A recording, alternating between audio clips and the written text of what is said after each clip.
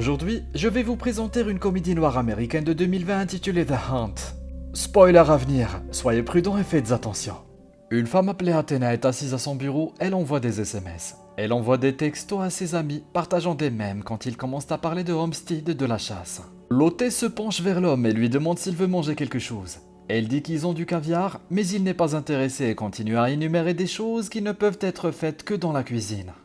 Lorsque l'hôtesse de l'air lui dit cela, il fait une remarque ironique et demande du champagne. Elle va chercher le champagne pour le verser quand soudain un homme entre en titubant, la faisant sursauter, elle et les autres. Le vendeur de champagne dit que l'un d'eux est réveillé quand le vieux monsieur se lève et tente de calmer l'homme titubant en lui disant qu'il est médecin. Il le force à s'allonger sur les serviettes et le poignarde, à la surprise de toutes les personnes présentes. L'homme n'est pas mort, alors il frappe le vieil homme sur la tête avec une bouteille jusqu'à ce qu'Athéna entre et le poignarde avec sa chaussure. D'autres mentionnent quelque chose à propos de la chasse qui n'a pas encore commencé. Mais Athéna nettoie sa chaussure et dit qu'il n'y a pas de sentimentalité dans la guerre. Un homme âgé traîne un homme trébuchant vers un autre compartiment de l'avion. Il est toujours vivant et demande de l'aide, mais malheureusement la femme blonde vers laquelle il se tourne est inconsciente. Plus tard, la même femme se réveille dehors avec un bâillon dans la bouche qu'elle ne peut pas enlever. Elle se lève et voit une autre femme de l'autre côté de la rivière avec un bâillon dans la bouche, en train de fabriquer une boussole improvisée. La femme reconnaît son existence pendant une seconde mais part en même temps que l'homme passe derrière la première femme. Elle le suit dans un champ avec une caisse géante au milieu. On voit plusieurs autres hommes s'approcher de la boîte. L'un d'eux dit que c'est un piège, mais l'homme va quand même l'ouvrir. Les autres se cachent, il ouvre la caisse et un cochon en sort en courant, puis regarde à l'intérieur et en sort un support plein d'armes. Tous les gens sur le terrain vont dans la caisse, y compris la blonde. Elle trouve les clés du bâillon et aide une des personnes à s'en sortir. Personne ne sait ce qui se passe. Soudain, quelqu'un commence à leur tirer dessus, alors ils se cachent tous. La blonde pense avoir évité une balle, mais se fait soudainement tirer dessus. L'une des personnes présentes dans le champ tire sur l'endroit d'où provenaient les premiers coups de feu, mais elle est également tuée. Les autres se cachent toujours. Une femme s'enfuit et tombe dans un fossé, alors l'un des gars va l'aider, mais découvre qu'elle est transpercée par des pieux en acier, bien qu'elle soit toujours vivante. Il l'aide à se soulever et il court, au moment où il marche soudainement sur une mine. Ils explosent. Un autre type parvient à échapper au tir. Il s'approche de la clôture. Quelqu'un s'approche et il manque de tirer sur lui, mais c'est l'homme qui a ouvert la boîte. Les deux autres courent vers lui. Ils sautent tous par-dessus la barrière, sauf l'homme avec la boîte. Il est touché par une stèle et décide de faire face à ses assaillants, mais quelques instants plus tard, il est tué. Les trois autres s'enfuient et se dirigent vers la station-service. Les propriétaires sont un couple marié qui pense que les gens volent l'endroit. Chemise Bleue leur dit qu'il ne veut pas leur argent, il veut juste savoir où il est. On lui dit qu'il est dans l'état de l'Arkansas. Ils demandent le téléphone pour appeler la police et ils disent qu'ils vont tracer l'appel et venir bientôt. La femme mange un biscuit et s'étouffe immédiatement avec, comme s'il était empoisonné. Soudain, le couple met des masques à gaz et leur lance une bombe fumigène.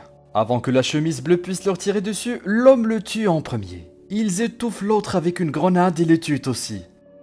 La femme ventile la station-service. Plus tard, il le nettoie et se débarrasse des corps. La femme voit qu'il y a une bague de fiançailles sur une chemise bleue et elle tombe malade. Son mari lui dit que cela n'a pas d'importance car il est clairement un homme mauvais. Il utilise même probablement le mot « haine ». Le couple discute des subtilités du racisme lorsqu'il reçoit un appel à la radio. Ils disent à la femme à l'autre bout du fil qu'ils ont réussi à tuer. Elle leur dit qu'un autre des hommes qu'ils poursuivent s'approche d'eux. Il prépare la station-service lorsqu'elle s'y rend et entre. Il constate qu'ils sont prêts et l'accueillent chaleureusement. Crystal demande une boîte de cigarettes et sort de l'argent d'une cachette dans sa chaussette, puis la femme du harceleur lui demande quel est son état. La femme lui répond en prenant sa monnaie, mais Crystal remarque que quelque chose ne va pas et les attaque. Elle attrape un fusil de chasse sous le comptoir, tuant d'abord l'homme, puis la femme. Crystal vérifie la station-service et trouve les corps, puis prend les élastiques et les munitions. Elle se débarrasse de sa veste et quitte la gare.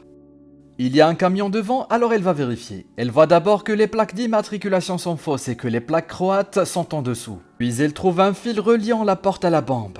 Elle entend les autres parler sur la radio qu'elle a volée et se cache dans les buissons. Ils la cherchent parce qu'ils n'arrivent pas à trouver un couple de la station. Ils ont envoyé un drone pour vérifier la station et quelqu'un l'a abattu. L'homme qui a tiré sur le drone se montre, faisant s'écraser le drone plus loin. Et alors qu'il se dirige vers le camion, Crystal l'arrête, lui disant que c'est un faux. Elle lui dit qu'en tirant sur le drone, il leur a essentiellement dit qu'ils étaient dans une station-service et qu'ils se sont ensuite dirigés vers les voies ferrées qu'elle a vues plus tôt. L'homme la suit, lui dit qu'il a une théorie sur la raison pour laquelle ils sont chassés. Apparemment, il a lu un article sur un groupe d'élite libérale qui enlève les gens et les amène sur le domaine pour être chassés. Crystal ne croit pas vraiment à sa théorie. Il entend un train qui approche et dit à l'homme de courir pour qu'il puisse le rattraper. Il saute dans le train et une fois à l'intérieur, il trouve un groupe d'immigrants qui se cachent. L'homme dit qu'ils ne sont pas réels, que ce sont des acteurs. Ils ne parlent pas non plus l'anglais. Crystal ne croit toujours pas à ses théories. Soudain, le train s'arrête et la police militaire fouille le compartiment. Crystal et l'homme, ainsi que les immigrants, se rendent. La police les fouille lorsque l'homme décide de dire à l'un des officiers qu'ils sont tous les deux américains et que les réfugiés sont en fait des acteurs de catastrophe. Les agents ne parlent pas anglais et s'écartent lorsque l'un des immigrants s'adresse à l'homme dans un anglais courant avec un accent américain. Il dit qu'il ne le croit pas et l'homme panique. L'immigrant lui dit qu'il est le seul acteur et qu'il doit se calmer. L'homme l'attrape et met une grenade dans son pantalon et tous les autres se cachent. Le gars explose. Crystal est ensuite emmenée dans un camion vers un camp de réfugiés. Une fois sur place, elle est conduite à un officier qui lui demande ses documents. Elle demande où elle est et comme ils ne répondent pas, elle commence à deviner et finit par avoir raison. La Croatie. Elle leur demande d'appeler l'ambassade américaine. Mais à la place, ils font appel à Don, un autre des hommes qu'ils cherchent avec elle. Ils se rendent tous les deux à la cuisine du camp pour manger. Tandis que Don continue à partager avec elle les mêmes théories que l'autre gars. Soudain, un fonctionnaire de l'ambassade américaine arrive pour les prendre en charge. Plus tard, il traverse la forêt avec lui. Don lui raconte leur situation et le fonctionnaire est choqué. Il dit qu'il va contacter le département d'État et l'armée pour trouver les personnes qui les chassent. Crystal réalise qu'il y a quelque chose de bizarre avec ce type. L'assomme et le pousse hors de la voiture. Elle le tue ensuite avec la voiture. Elle trouve l'arme dans sa veste. Alors qu'elle regarde dans le coffre, Don panique en pensant qu'elle a tué le fonctionnaire, jusqu'à ce qu'il regarde à l'intérieur et voit l'autre gars qui était avec elle plutôt mort. Elle trouve une carte et Don dit qu'il pense qu'ils ne sont plus que tous les deux. Don veut partir en voiture, mais elle refuse. Elle veut utiliser la carte pour trouver les personnes qui les chassent et se venger. Elle lui raconte l'histoire d'horreur que sa mère lui a racontée lorsque le cochon apparaît soudainement. Dans le bunker, un groupe de personnes qui les chassent discutent de ce qui est politiquement correct et de ce qui ne l'est pas. L'un d'eux est un soldat, leur conseiller. Il leur demande de se taire, mais ils se contentent de lui rire au nez. La voix d'Athéna est entendue à la radio leur disant de se taire. L'un d'eux sort pour faire pipi et quand il arrive à un arbre, Don le distrait avec un cochon et Crystal le tue. Le groupe dans le bunker entend des bruits à l'extérieur. Un soldat leur donne des instructions sur ce qu'ils doivent faire, mais ils ne le suivent guère. Ils sont tous effrayés, alors quand Don jette le cochon à l'intérieur, il le tire. La femme est contrariée par le fait que le cochon a été tué. Soudain, Crystal tue un des hommes et tire sur les autres. Elle neutralise le soldat, puis frappe la femme. Elle se bat avec l'un des hommes pour obtenir un fusil, mais il sort les munitions. Elle trouve une balle dans la chambre et lui tire dessus. Elle prend ensuite le fusil de sniper et tue le dernier homme. Elle pense que c'est fini, mais soudain le soldat se jette sur elle et ils se battent. Crystal sort un tuyau du cadre du bunker et le frappe avec, mais ne le tue pas. La femme est toujours en vie et elle la traite de plou. Crystal prend une arme et va la tuer quand Don apparaît. Il trouve l'arme et Crystal lui dit de demander à la femme pourquoi il leur en fait ça. Elle donne une réponse stupide et Crystal veut la tuer, mais Don l'arrête, disant qu'elle est une femme et qu'elle devrait être épargnée. Crystal demande à la femme si elle doit faire preuve de pitié simplement parce qu'elle est une femme. Et quand elle répond non, Crystal lui tire dessus.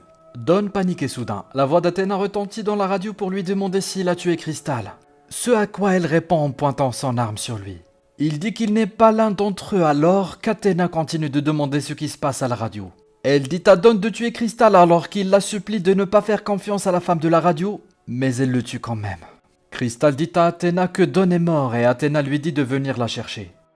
Crystal s'assoit à côté du soldat et a eu une conversation polie avec lui jusqu'à ce qu'il demande où se trouve Athéna. Elle lui dit qu'elle n'abandonnera pas et insiste sur sa blessure pour qu'il lui dise où elle se cache. Il lui donne les informations, mais la prévient qu'elle se prépare à la chasse depuis des mois. Crystal le tue aussi. Un flashback de l'année dernière nous amène dans le bureau d'Athéna, où deux personnes de la société l'attendent. Ils parlent du message qu'elle a reçu à propos de la chasse. Elle dit que c'était juste une blague, mais ils lui disent qu'il y a des gens qui croient que c'est vrai. Athéna rit, mais l'homme persiste, qualifiant la situation de cauchemar possible en matière de relations publiques et lui disant qu'elle doit se retirer. Elle demande une liste des personnes qui ont créé la théorie du complot sur sa chasse à l'homme. Un autre souvenir est que 8 mois avant la chasse, le groupe choisit les personnes qui participeront à la chasse. Ils ont du mal à choisir, mais Athéna leur dit de continuer. Soudain, l'image de Crystal apparaît sur la diapositive tandis que l'homme qui présente les diapositives lit son opinion sur Athéna. Elle se met en colère et la choisit comme sa némésis. Dans le présent, Crystal se dirige vers le domaine. Athéna lui parle à l'interphone et lui dit que si elle ne laisse pas son arme là, elle activera le C4 sous la porte. Donc Crystal laisse son arme et entre à l'intérieur. On entend Beethoven en fond sonore alors que Crystal entre prudemment dans la maison et voit des photos d'elle et d'autres personnes sur le mur d'Athéna. Athéna l'attend dans la cuisine en train de cuisiner. Elle lui demande si elle a tué Don, mais ne lui dit pas s'il était l'un d'entre eux. Crystal ne sait pas qui elle est, mais Athéna ne semble pas savoir non plus qui est Crystal. Elle discute des raisons pour lesquelles elle a organisé la chasse et Crystal se moque d'elle parce qu'elle l'a fait pour de mauvaises raisons, bouclant ainsi la boucle et faisant de la théorie du complot une réalité. Aussi parce qu'elle a le mauvais Crystal. La femme qui a diffusé sur internet les horribles théories de conspiration sur Athéna était une autre Crystal portant le même nom de famille qu'elle. Quand tout sort, Crystal attrape un couteau et s'en prend à Athéna. Ils se battent furieusement, à égalité de force et d'endurance. Crystal jette tout ce qu'elle peut trouver sur Athéna, y compris une bouteille de champagne coûteuse, qu'Athéna attrape avec ses mains dans un banc. Athéna sort un couteau et poignarde Crystal. Elles se battent à l'extérieur pendant un moment, puis retournent dans la cuisine, où Athéna poignarde Crystal avec un couteau à légumes. Mais quand elle lui donne un coup de pied, Crystal la tire à l'intérieur et la poignarde avec l'autre côté du couteau. Athéna meurt, mais Crystal survit. Elle se lève, mange ses toasts et arrête le sang avec un chalumeau. Elle se met en ordre et enfile une des robes et des chaussures d'Athéna. Avant de partir, elle prend un peu de champagne coûteux. Elle sort et voit l'avion privé d'Athéna. Lorsqu'elle entre dans l'avion, elle dit à l'hôtesse de l'air et au commandant de bord qu'elle a tué leur patron et les menace d'une arme, leur disant de la ramener chez elle. Elle s'assoit et l'hôtesse de l'air lui prépare des collations et du champagne. Crystal l'invite à manger et à boire avec elle.